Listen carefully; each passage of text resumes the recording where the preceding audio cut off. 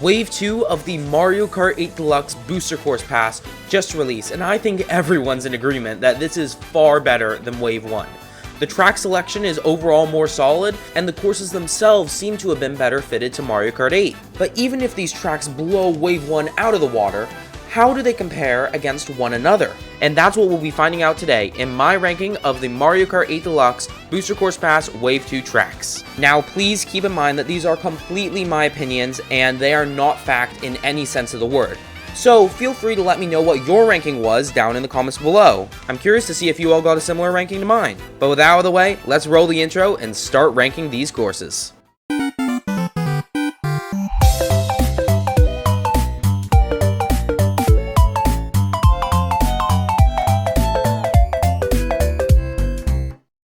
In last place we have Sky High Sundae, and to be honest, I really had high hopes for this course. This is the first new track that we're getting from the Booster Course Pass that's making its debut in Mario Kart 8 Deluxe, even if by the time this video comes out, I'm pretty sure it'll already be in Tour. Not only is this the first new track in the Booster Course Pass, but it's also the first one to feature anti-gravity. In fact, it affects the entire course. But this is where the course's problems start to kick in. For one, the camera tilts up in a lot of sections because of the anti-gravity, meaning that you can't see what's below you and what you're jumping onto, making it a lot easier to fall off if you don't know the course very well. And while the anti-gravity can lead to some cool shortcuts and tricks, it overall just slows down the pacing of the course to a crawl if you're playing on any CC other than 200. Design-wise, the course is pretty much just a glorified oval, though the tricks and split paths do spice up the gameplay a little bit. Towards the start of the course, there are some stairs you can drive up, and in the middle of them are some railings. If you run into them, you get a boost similar to the spinning little poles that are on a lot of the anti-gravity sections in the base game. The problem with this is that these ones aren't spinning. In fact, they have no animation whatsoever. And if you don't accidentally run into them, then you're going to think that it's just an obstacle that you need to avoid. Now, there isn't really a problem with this gameplay-wise. You're probably going to run into one of these railings sooner or later and figure out that it gives you a boost, or you're just going to hear about it in a video like this. But the problem with this is that it is so inconsistent with the base game. Anything that gives you a boost in anti-gravity sections in the base game indicates that it does at least in some way, shape, or form, which is normally achieved by having said item glow blue. If these railings were simply just swapped out for, say, spinning ice cream cones, not only would those fit in much better with the course, but they would be more apparent that they give you a boost. If these small things like the camera issue and the railings were patched out at some point, I think I would enjoy this course much more, especially because I enjoy the anti-gravity because it allows some really cool shortcuts on 200cc, and because you're going so fast in that mode, it doesn't really slow down the gameplay that much. Regardless of its problems, this course is overall not bad. I actually really enjoyed playing it. The only reason it ranks so low is because all the other courses, in my opinion, are just much better. Which leads us into our 7th place spot, which is SNES Mario Circuit 3. Now, from the Wave 2 trailer to its release, Mario Circuit 3 kind of had the opposite effect of Sky High Sundae. Sky High Sundae was generating tons of hype because it was a brand new course, while Mario Circuit 3 was thought to be the low end of all the new tracks. This is mainly because it didn't get a graphical facelift at all from its tour version, and it's still completely flat, unlike the other SNES courses that are in Mario Kart 8's base game. At least, for the most part. What a lot of people forgot is that there's actually another flat course already in Mario Kart 8 Deluxe's base game, and it's one that's picked extremely often and online. That track is SNES Rainbow Road, and the reason it holds up so well is for the same reason that I think this course does: the gameplay. From a pure racing standpoint, this course is incredible. The turns are tight but not too tight, and overall is just so much fun to drive because there is so much shortcut potential with all of the off-road. This course might be even higher on this list if A, the music was changed to be a little bit more different from its original, given that there are tons of fan remixes out there that sound, to be honest, much better while still keeping that retro feel, and B, if the graphics were enhanced at least a little bit. I don't even care if the course just stays completely flat, but if maybe the shading was changed a little bit or the skywalks was made a little bit more complex with 3D models, then overall the course would really get a boost in my opinion. But then our 6th place spot is, and trust me, I can explain, DS Waluigi Pinball. Now, I know that Waluigi Pinball is probably a lot of people's favorite in not only just this wave, but the entire Booster Course Pass. But let me explain why it's not really for me. First off, it has no shortcuts, and I mean no shortcuts, not even a hint of off-road. This takes away a key aspect of Mario Kart, and it also makes coming back on this track a lot harder if you end up getting pummeled by items. And second off, the layout isn't really that interesting, even though I do feel like it's the best that it ever has been in this iteration of the course. That's pretty much why it's so high on this list. This specific iteration of Waluigi Pinball, in my opinion, is far better than the others. First off, like I mentioned before, the layout is better than ever. Even though it is still pretty simple, the turns do feel just tight enough for 200cc, and it is really satisfying to make them. Also, the visuals are absolutely stunning. I think that this is probably one of the best transitions of Tour's art style into Mario Kart 8, given that the neon just fits Waluigi so well. This could probably be in the base Mario Kart 8 game on the Wii U, and no one would have batted an eye. At least if you put aside the fact that the course doesn't have any anti-gravity, which I do feel is a missed opportunity, given that it would work with this course so well. And I mean, there are even parts of the course where the walls are blue, just like the anti-gravity sections in the base game. It just hurts to think how good this would have been with anti-gravity. The course also sadly does reuse the same music as Wario Stadium in the base game, and I know they use the same music as each other in Mario Kart DS, but, I mean, this is Mario Kart 8. The only reason that they used the same music back then is because of hardware constraints. It would have been so nice to have a separate remix for this course, but sadly, it looks like we didn't get it. But while we might not have custom music for Waluigi Pinball, we do have custom sound effects, for both the item roulette and for when the lap changes. This was also present in Mario Kart DS, and this is just a small thing, but I really appreciate Nintendo's attention to detail on this course. Even though it's ranked so low on this list, I genuinely really enjoyed it, and while the layout really isn't that interesting, Nintendo did the most they could with this version of the course. But then our 5th place spot is Tour New York Minute. And this is actually a really close tie between this and our 4th place spot, which I will of course talk more about when we get to 4th place. But New York Minute, overall, I really enjoyed the course. And the music is so good. I mean, the music was good back in Tour, but with the Mario Kart band performing this rendition of the song, you half expect Frank Sinatra to just pop out onto the course and start singing. But the music isn't the only good thing about this course, with the layout being really solid as well. You go through parts of New York Minute 1, 2, and 3, all from Mario Kart Tour, and they are blended perfectly into one another. Just like the city tracks in Wave 1, each lap takes you on a different route thanks to the arrows that will change according to whatever lap you're on. There are also plenty of off-road cuts that you're able to do on this course as well, which I really enjoy. Though there are also a few spots on the track where if you go into the off-road just a little bit too much, Lac 2 will immediately pick you up. I think this probably isn't intended, as there are some areas of off-road that you're able to go much farther in than others, but hopefully this is patched out by Nintendo in a future update. The design of the course itself visually looks really nice, and it definitely got upgraded from its Tour version. All the lights and the somewhat congested feel of the track makes you feel like you're smack dab in the middle of Times Square, and I love that immersiveness. On lap 3, you even go through the Rockefeller Center. I cannot believe that New York Minute got this low on my list given how good it is, but that just goes to show how amazing the rest of the tracks are in this wave. And I think there is no course that comes closer to New York Minute in quality than GBA Snowland. Like I mentioned earlier, I was so torn between putting this and New York Minute higher than one another, but eventually I decided that Snowland should kick off our top half of the list.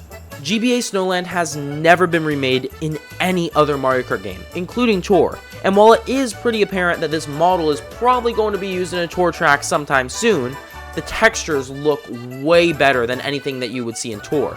In fact, some of them look like they could have been in the Mario Kart 8 base game.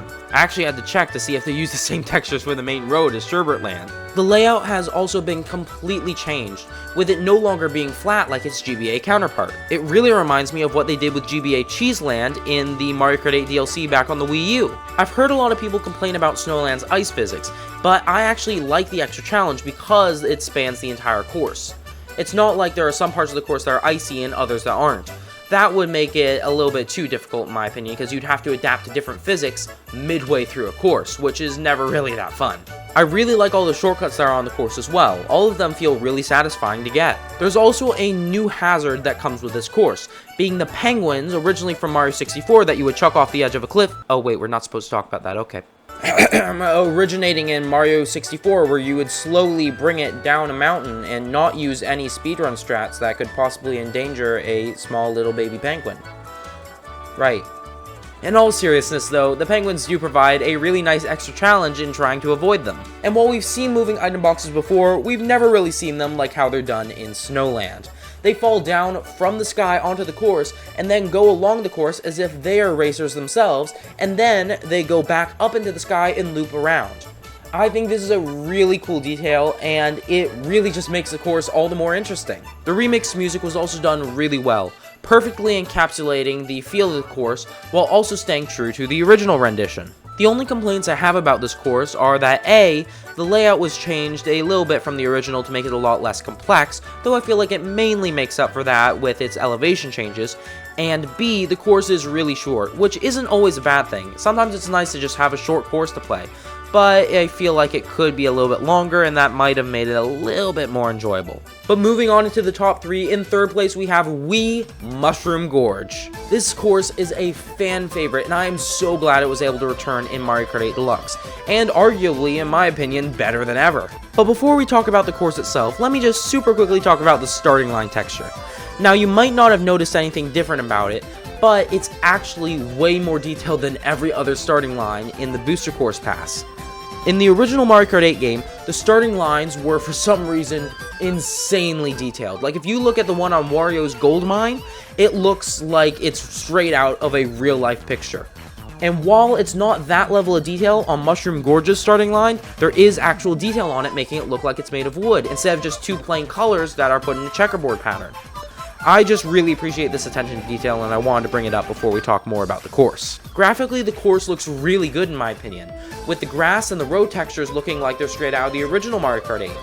Though I do wish that the rocks on the side of the mountains were a little bit less simplistic in their textures, maybe kind of like the Mushroom Gorge custom track that ZPL made for Mario Kart 8 Deluxe.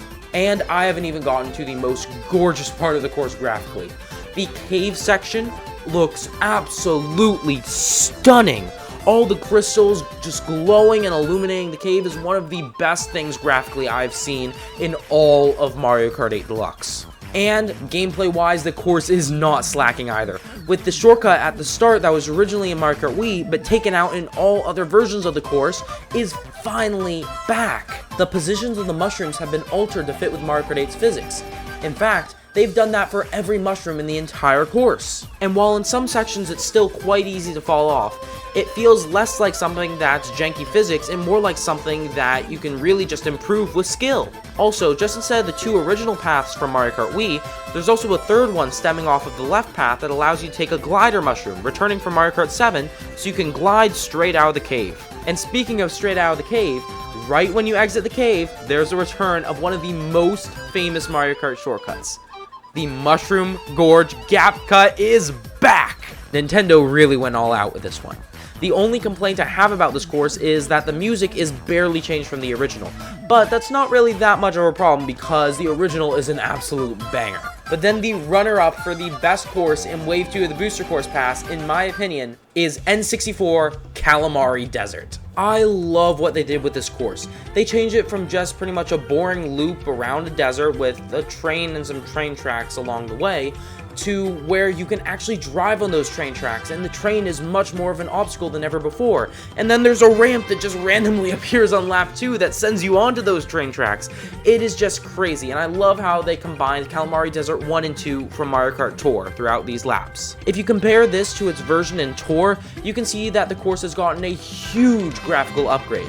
The textures now actually have, well, texture, and they look pretty detailed. They also have less of a washed out tone and remind me a lot of the textures from Bone Dry Dunes in the base game. The music was also done to perfection, keeping the vibe of the original course while also adding that Mario Kart 8 flair with the trumpets. This course improved from the original as much as some of the retro tracks in Mario Kart 8's base game, and I'm just really happy overall with what Nintendo decided to do with it. I have absolutely no complaints about this course. So you might be wondering, why didn't this get number 1?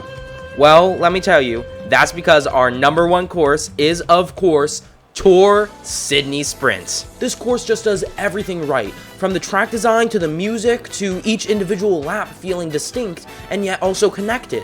I mean, seriously though, before I talk about the track itself, listen to this music. This is some of the best Mario Kart music I've ever heard. I mean, just listen to the sax solo.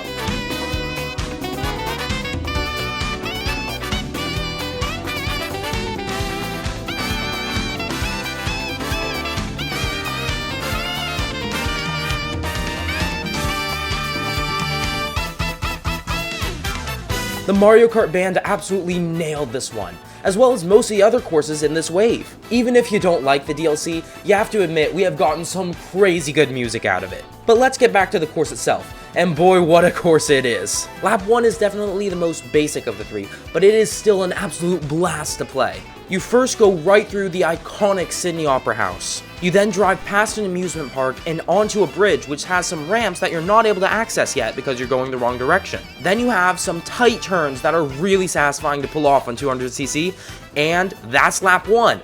And now, let's go on to lap 2, where things really start to heat up. You first go onto and through a ferry boat, and then you'll reach a split path with 2 roads right next to each other with a wall at some points in between them. The right side path goes straight around, but it's on the outside lane. But if you want to take the inside lane, there's a risk of you hitting the off-road, because it is tilted right into it. But speaking of that off-road, if you do have a mushroom, you're able to make a huge cut over here. But even that has a lot of risk, with the stone structures in the off-road being really easy to hit. I absolutely love all the options you can take here, because it really spices up the gameplay because you can do something different every time you play. The course then spits you onto the same bridge that you were driving through on lap 1, but this time you're facing the right direction to use the ramps, and it is so satisfying to do so. It reminds me a lot of Excite Bike Arena with all the tricks one after another, and it's so satisfying to land them, especially if you land right on the tip of one of the ramps but you're still able to get the trick in. It's just so much fun. You then glide in between the 2 buildings of the Sydney Opera House, and then you move on to the final lap, which is essentially lap 1 once again, but this time it's backwards, meaning that you're able to use all the ramps that are on the bridge. Between this and Ninja Hideaway, I'm starting to realize how incredible the track design is for Mario Kart Tour, and I can't wait to see what other courses are ported soon. Sydney Sprint 1, 2, and 3, which we haven't even gotten in Mario Kart Tour yet, are all intertwined masterfully, and it makes her such a complex map, rivaling that of the best Mario Kart courses. Though the course does graphically hail from Mario Kart Tour, the textures and model have been enhanced enough, and the gameplay is so phenomenal that I think it makes up for it tenfold. But what do you all think? Do you think that Sky High Sundae should be at the top of this list because it looks so mouth-wateringly delicious? Let me know down in the comments below, and while you're down there, you might as well like and subscribe. It really helps out the channel, and then that way you'll get notified whenever I upload new videos like this one. With that out of the way, thank you all for watching. I'm Jacob with the Game Block, signing off.